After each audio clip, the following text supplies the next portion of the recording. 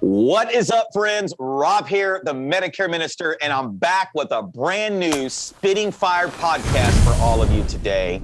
And today I have Mr. Ron Williams with me. Ron, will you say what's up to everybody? What's up? What's up?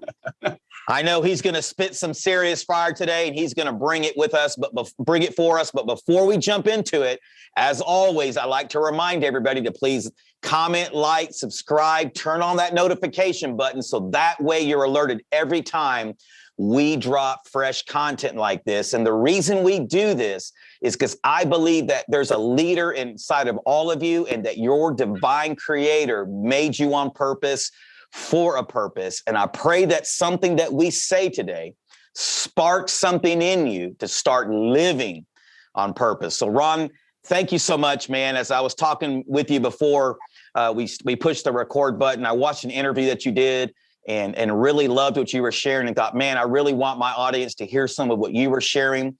And as we dive in today, do you mind just giving us just a highlight version of your life, maybe the past, a little bit of that transition time up to what you're doing today? Yeah, absolutely, man. And first of all, thanks for having me, Rob. I appreciate it. It's always a pleasure to iron sharpens iron with other leaders. Yeah, man. So, thank you. Yeah. So my name is Ron Williams. I'm here in Frisco, Texas. My background is I came up in the industry of collections for a little bit over 10 years. And then I got introduced to sales, as I was getting frustrated with corporate America. And somebody said, hey, you might want to go talk to this gentleman down in Portland, Oregon. And he introduced me to sales. And I was in the commodity selling gold and silver at the time. Okay. Loved it, saw the opportunity, saw that there was no ceiling as far as how much income you can make. And then the freedom that you would have to kind of do what you want to do and not be, strict to a desk, and a keyboard. Sure. And so that was my journey. Then from there, did that for 10 years. Was fortunate enough to be in private companies that did very well financially. And I just wanted more. I wanted to spend more time with my family, and I got into the insurance industry right around 2013. And at that time, I was living in California. And they said, hey, I didn't know anything about insurance, heard nothing but bad things about it, but was excited about the passive income that you can make from it. So that was my journey, and that's where we're at today. Sure. And so tell us a little bit about what you're doing now. Do you run your own agency? Do you have agents? Yeah. So in 6 years in the industry, we do run our own agency. I'm an agency owner with the company I'm with. Been fortunate enough to reach that level. Me and my wife have our own business called F3 Legacy. It stands for Faith Family Finance, which is a consulting firm. We just consider it a one-stop shop. So whatever financial needs that you need, we can help you with. I do have agents all over the United States, and it's growing fast. We're starting to attract the right people to our team. And it's just been a blessing. I think 2022 is going to be a phenomenal year for us. Yeah, absolutely. A couple of things I want to touch on. Obviously, being the Medicare Minister, faith is very important to me. Tell me how important that is to you, is not only at a personal level, but also on a professional level as well. Well, because it's important because of the fact that, when you're on this journey, and when things get tough, and you got bills to pay and you got mouths to feed and you're not having the success that you want to have right out of the gate, then you're going to have some type of faith that this is going to work and really not looking in the back mirror. You got to continue to look forward. And so, and realize, what is your why? Why are you doing this? And what's the purpose? Most people that get in this industry, Rob, they're looking to make money, right? But they want everything to be instant gratification. Like, you want to make money like yesterday.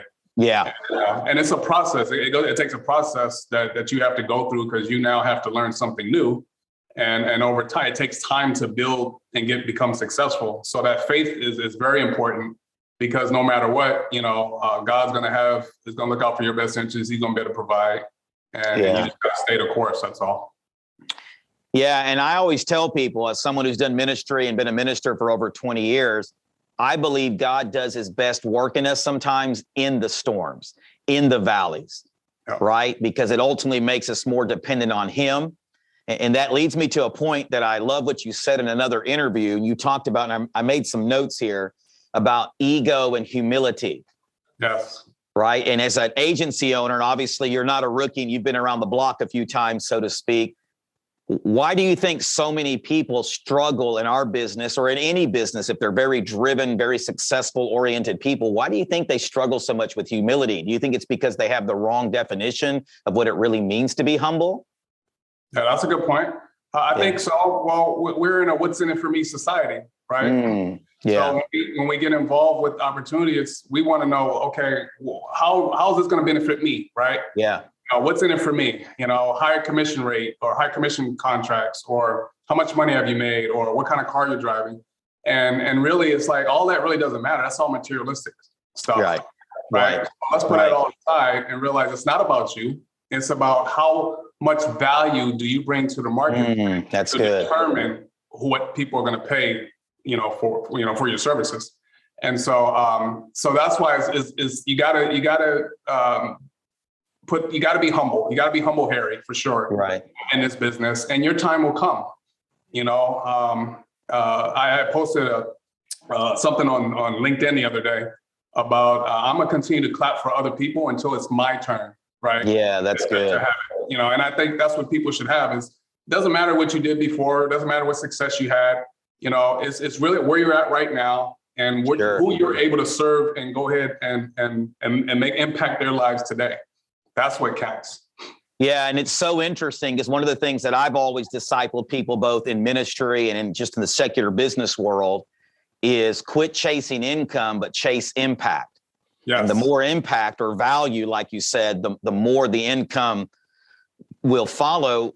What do you believe has to happen for somebody to have that paradigm shift, that transition from income to impact? And let me be very clear, folks, if you're watching this today, we're not saying that income is a bad thing. What we're saying is that you really need to be focused more on providing value and making an impact. But Ron, in your experience, what do you think has to happen? What paradigm shift needs to happen for people to focus more on impact more than income?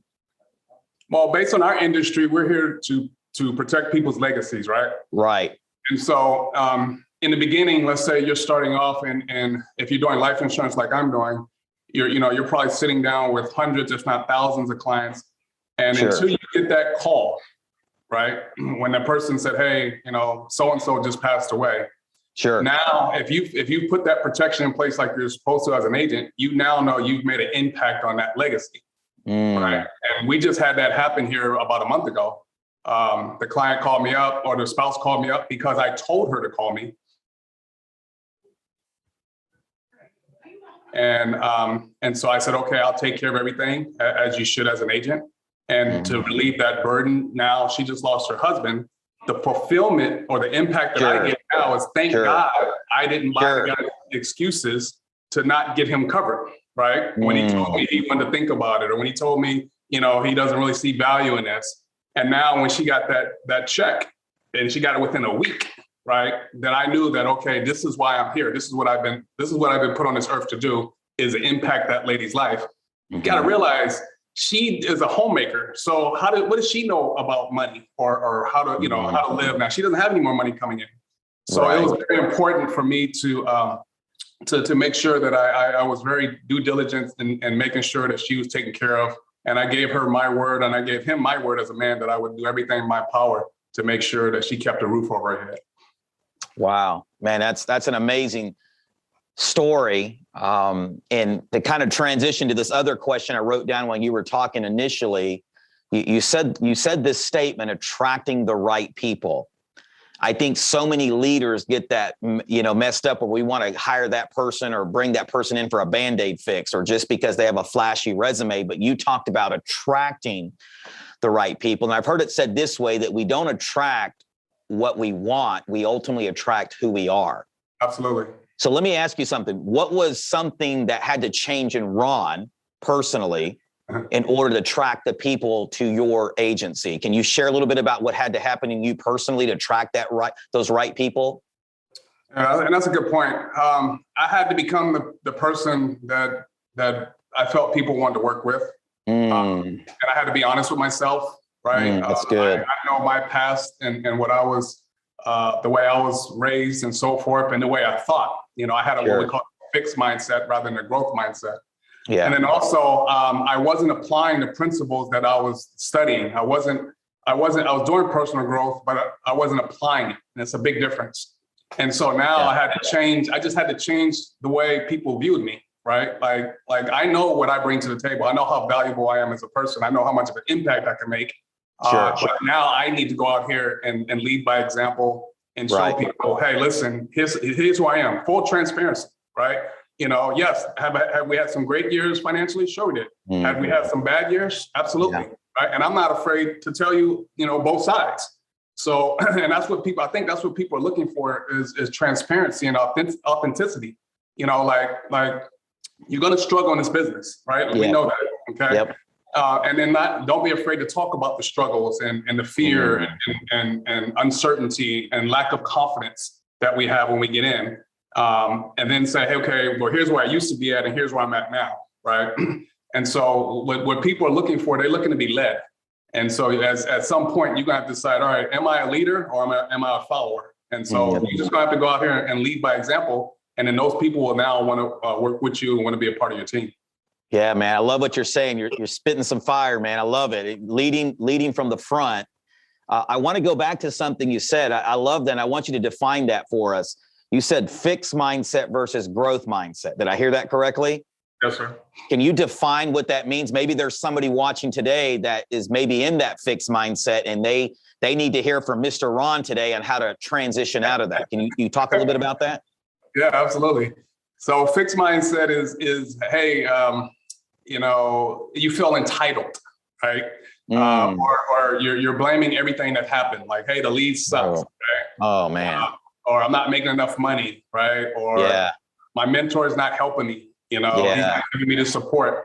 Or the fact that you spent $1,000 on leads and you haven't had a return ROI yet on your investment. Yeah. So the fixed mindset is woe is me. This doesn't work. All the negative things that you think, rather than looking at, well, what did I learn from it? Right, the growth mindset. Okay, so what did you learn? What was your experience? When the client told you no, what did you learn from that experience? Yeah. Right? And then looking at, okay, from now you're investing in yourself. Okay, so really growth mindset is anything that you do, you're investing in yourself to become a better version of yourself. Now that may take a year, that may take 5 years, it may take 10 years. But if you look at how much money people spend to go to college, right, in education, that's a good point, compared to you investing in yourself and going to trainings and being plugged into conference calls and reading and doing all the things that you need to do to become a better version of yourself, then the growth mindset is where you want to be at. Because if you're not growing, you're dying. You're already dead. So it's important. And once people can identify that, Rob, that they know that, hey, I have a fixed mindset right now, and then I need to get to a growth mindset, then you're aware of where you're at and where you need to go. Man, you just took it as church, man. I was looking for the offering plate, brother.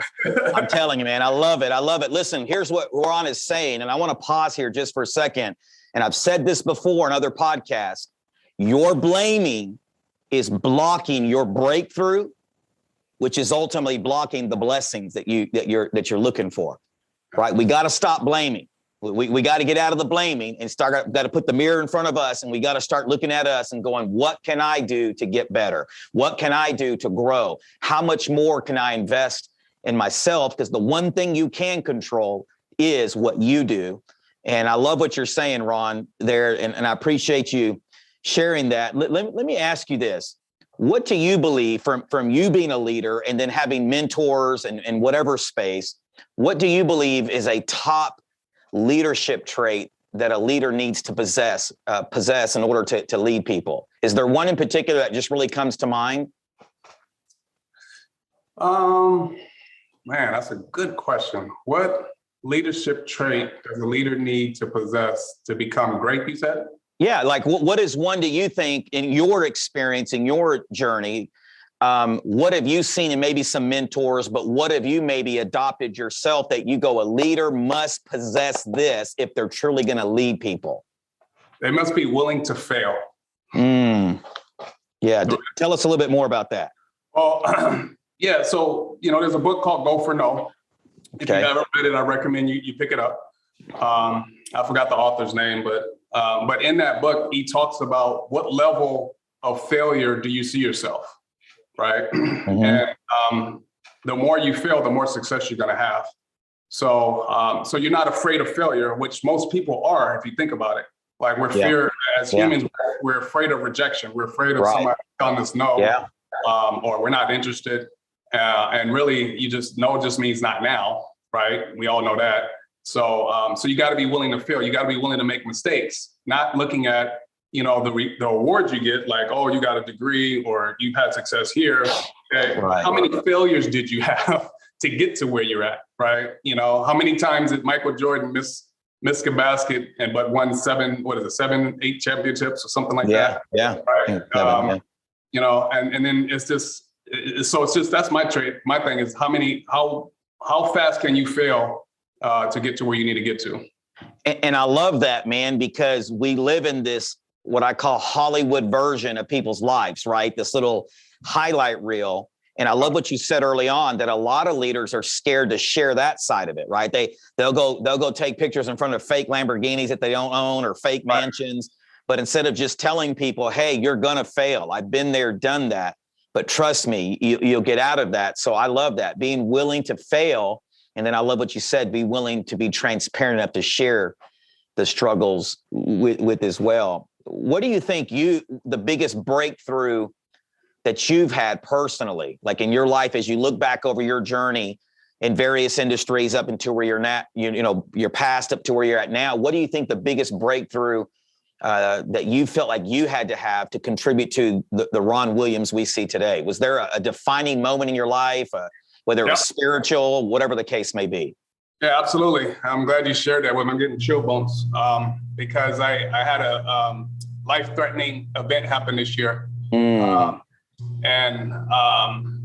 my body finally caught up to me. My body was telling me, hey, you need to slow down. You're burning both candles from both ends. And I was always chasing the success, the money, the fame. Right? And what God was telling me was that, no, you need to chase him. I need to be turning everything over to God. Sure. And so what happened was that it was it's Memorial Day weekend.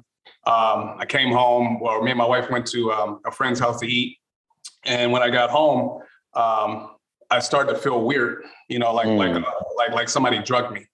And what happened was that I felt I was having a stroke or TIA or something like that. So she had to rush me to the hospital and everything. And when I was laying there, I was telling God I wasn't ready to go because I felt I have more to work to do on earth. Sure. But that was a wake up call for me to say, hey, now you got to first of all, you got to take care of yourself. So your health is your wealth, not the money. I don't care how much money you make. I don't care how successful you are. If you're not healthy, okay, then then it's going to be very tough for you. And so your health is your wealth. You got to make sure that you're taking care of yourself spiritually, mentally, physically, and do that first, and then everything else will follow. So that's why it's important that you become a better version of yourself. But that was my breakthrough, being more present with my family, with my kids, with my wife. Not just being there, actually being involved and communicating and putting the phone down and, having a conversation like we're supposed to as family. So that was my breakthrough here in May. Dude, thank you for sharing that, man. And listen, I'm raising my hand. I've been guilty of, sacrificing my family on the altar of ministry and the altar of success. So thank you for being real enough to share that. If you're watching this today, listen, it's not worth losing your family. It's not worth you dying or getting a stroke or, pay attention to your health. I'm the same way. About 2 years ago, I was drinking 9 Pepsis a day, man. Gave up those Pepsis and started working out, started eating better. I still don't have the best diet yet, but I'm a lot better than I was 2 years ago because, I was 35 pounds overweight. Wow. And I'm 47 years old now, and I'm just going, man, I have 3 kids, and I need to be worried about that. But you don't think about that sometimes when you're in that grind, man, when you're just going and going. And so with that said, I want to ask a question here. Obviously, Medicare Minister, as I said in the beginning, I'm very passionate about my faith. It's interwoven into everything that I've done. And in 20 plus years of doing ministry and mentoring people, both in the ministry and outside of the ministry, it seems like a lot of very driven, success-minded people struggle with really coming to faith, really surrendering to God. Do you have any ideas or any thoughts on why do you think that is? Like for me, I think it's just because we like to control everything, and we're like, hey, God, we know you got a plan, but my plan seems to be a little bit better. But do you have anything you could share on that? Why you think so many people in our industry and other industries that are successfully just driven, just so wired to drive, why they struggle just surrendering to God? Yeah, I think because understanding that we're physically here, right? This is our physical presence, and we don't understand that there's life after death, spiritually. And then, it's kind of like we know that we should be tuned in more to God, but for whatever reason, because we're selfish or we think we can figure it out, or we're bigger than God, that we can do it our way. And realize that everything that's happened, Rob, is not because of you and me, it's because of him. I give all glory to God. Everything that I have, the roof over my head, the cars I drive, everything, that's all him. And I just never realized that until I said, you know what, let me kind of take a step back and realize, really how powerful this is, and start listening to the people that's been telling me this for years. Hey, you got to tune into God, and you got to read the Bible, and you got to do this. And it's just kind of leading me, the signs have been there. I just haven't been paying attention. So, so now, I think because it's just ego edging God out. People have an ego, and they just don't want to, they don't want to pay attention until he gets your attention like he did mine. Right. Yeah. And he said, hey, listen, he shook me up a little bit. He said, you need to start paying attention to me rather than going out here and doing it your way, because that's not going to work. And I listen, and I'm constantly it's not just in the morning now, right? I don't just get up and read the Bible in the morning. It's all throughout the day, right? And then any time that I have any type of blessing, I'm thanking him first. Thank you for that blessing. Thank you for that plan. Thank you for this, because I always want to give it to him so I can always stay humble, right? I always want to stay humble. I don't want to think that it was me or anything like that. No, it's interesting you say that. I did an interview with Matt Sapala, who's, with PHP and 7 Figure Squad on YouTube, as a big YouTube channel. And we were talking a lot about faith-based principles. And I go, man, all these principles that people have been teaching for years are God's. Yeah. Right. And a lot of people don't know that until you really dive into like the book of Proverbs and start reading the Bible. And what's interesting to me is that I've seen us, those that are in various industries, maybe in the positivity, inspirational, they'll have faith in everything except God. And it blows my mind, because I'm like, man, does it take more faith to believe in that than this divine creator? And listen, I don't want to exclude you today. Whatever you believe, that's your choice. Right. I just believe that you have to have something vertically that's healthy before you can be horizontally healthy. I just truly believe that, right? I can't be healthy this way until I know it's healthy this way. Right. And so I appreciate you, being honest about that. And I know you talked about a leadership trait earlier. We talked about, not being scared to fail and willing to fail and sharing that. Right. Is there another leadership trait that really is important to you, maybe that you've learned, that you've leaned into besides the failure part, but you've leaned into, and then you lead others as well from that? Is there another trait that really comes to mind that's really important to you as a leader? Yeah, there's a couple. Lead by example is one. Is always for me. You got to go willing to go ahead and show people that you can do what it takes to have success. Having confidence, finding that confidence within yourself that you have to say, hey, I got this no matter what challenges may present itself. Because, most people that come into this or anything, they don't have the confidence as of yet, right? Because they haven't done it enough. So as a leader, you're the one that they're looking up to, right? So when it comes to making the calls and booking appointments, they're nervous because they don't have the script memorized. Okay. Yeah. Or sitting down with a client and having a conversation and being normal, right? Rather than trying to be some super salesy guy, understanding that that's not what it's about. Well, you still got to have confidence to be able to have a conversation and communicate, with the client. So that takes confidence. You got to have that. Now, where's confidence going to come from? Well, that's just activity. You just got to have enough activity under your belt. You got to speak to enough people, and be willing to not have to be perfect, but just be willing to go here and have a care factor. How much do you care about people rather than, how much money are you going to make? So really, to me, I think it would be just confidence.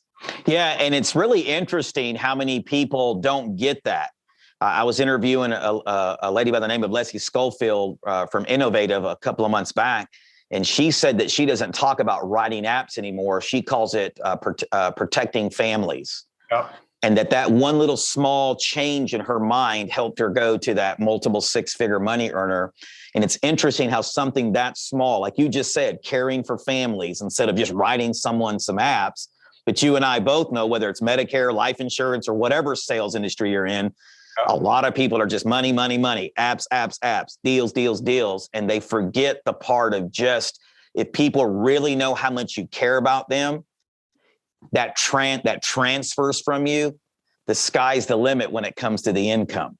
You've seen that as well, haven't you? Oh, absolutely. Yeah. People, I always tell my team, people don't care how much you know. They don't care how smart you are. They don't care what degree you have. They don't care, what you know about the products. They just want to know, do you care about them, right? And if something happens, whether it's in the Medicare or life insurance industry, are they going to be protected, right? Can they now count on what you told them, right? And so, and the more you can turn that care factor up and really give above customer service, like you can go above and beyond rather than just being, the typical one and done and move on to the next, then that's when you really start to impact people and they start to send you referrals and you develop relationships with your clients and you're going to, Christmas festivals and things like that. And then that's really what it's about, Right.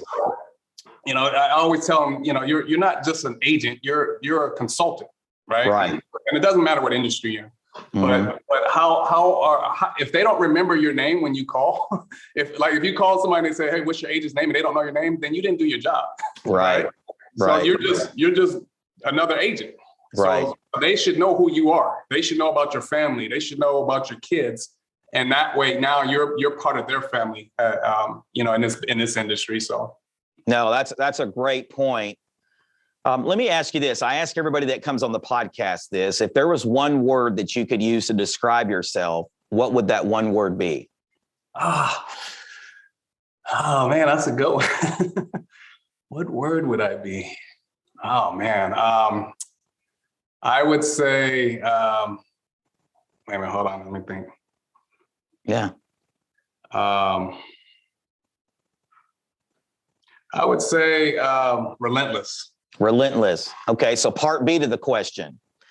How is being relentless, or how has been, being relentless in your journey contributed to your overall success? I just find a way to win, man. I find a way to work it out, regardless of what life throws at you, the adversity that you're going to go through. I've been through a lot of adversity. I'm pretty sure a lot of people have.